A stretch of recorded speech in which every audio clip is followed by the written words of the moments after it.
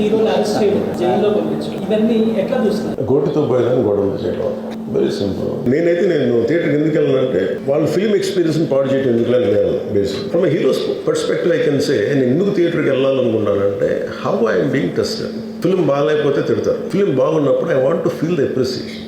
స్తుతి కావాలి. Even for God, you have to say you are great.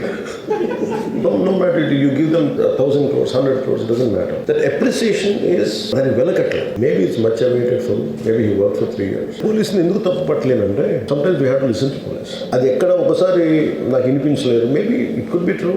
They could have made adequate arrangements. Chiranjeevi రైల్లో నాకు తెలిసి చిన్నప్పుడు ఆయన కంప్లీట్ గా ముసుగేసుకొని ఇలా కట్టుకొని అసలు ఎవరిలాగే ఒక్కడే వెళ్ళిపోయాడు. బట్ ఇప్పుడు అలా కుదరట్లా. ఒకసారి నేను కూడా ఒకసారి కళ్ళు తీసుకుని క్యాబ్ పెట్టుకుని వెళ్తాను. ఇక్కడ కళ్ళు చూసి ఇలానే సుందర కదా అంటాను. It doesn't work. It happens in airport. తప్పు ఆ స్టాఫ్ చెప్పున్నారు. రోజు ఎక్కడ కూర్చొని సినిమా చూస్తున్నారు, తెలియలేదు. Someone must be within the vicinity దగ్గరలో ఉన్న వాళ్ళకి తెలుసున్నారు. They must have went they address the issue. కుటుంబం సినిమా చూడటానికి వచ్చి ప్రాణాలు కోల్పోవడం అనేది ఒక చక్కని సాయంకాలం, చాలా బాధాకరం. దీనికి ఏమి చేసి ఉండాల్సిందంటే గోటుతో పోయేది గొడ్డలతో అంటే ముందే నెక్స్ట్ డే వాళ్ళ ఇంటికి వెళ్ళిపోయి అల్లు అర్జున్ గారు కూడా తెలియకరు ఇంకా ఎవరన్నా వెళ్ళి రైట్ ఫ్రమ్ ప్రొడ్యూసర్ వెళ్ళి మీ బాధలో మేము ఉన్నామని చెప్పున్నారు.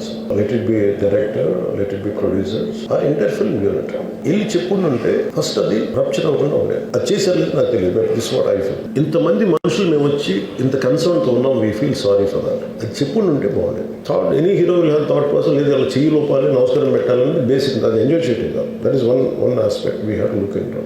నేను వెళ్ళకపోతే మళ్ళీ పొగరనుకుంటాను. At least third day he should have visited. మన వాళ్ళు చనిపోయారంటే ఒక బరువు ఉంటుంది. ఆ ఒక్క బరువుని ఎవరన్నా వెళ్ళి మా ప్రమేయం లేకుండా తప్పు జరిగిపోయింది, వీఆర్ సారీ, మా సాలిడారిటీ చూపిస్తున్నాం, మా బిడ్డ కోసం వెళ్ళి మహంకాళమ్మ గుడిలో ప్రార్థనలు చేస్తున్నారు. There are many ways to say that I'm sorry. Though నా తప్పు లేదు, కానీ నేనున్న పరిస్థితులు నా ద్వారా జరిగింది కాబట్టి ఇది వాళ్ళ టీం చేసి ఉండాల్సి.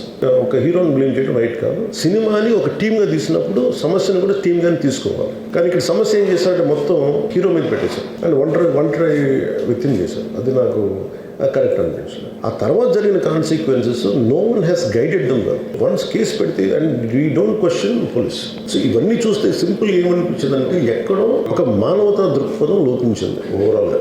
ఆ producers, director, all of them should have taken worked as a team rather than isolating Allu Arjun, which is not right. The team fault కూడా ఉండదు. They should have come together, they should have stood by the hero. Cine industry వచ్చిన తర్వాత ఎవరు అట్లా ఆ type arrest చేయడానికి కూడా discussion అయింది. దట్ ఈస్ రేవంత్ రెడ్డి గారు. Even if it is me who would have done the same thing, without a doubt.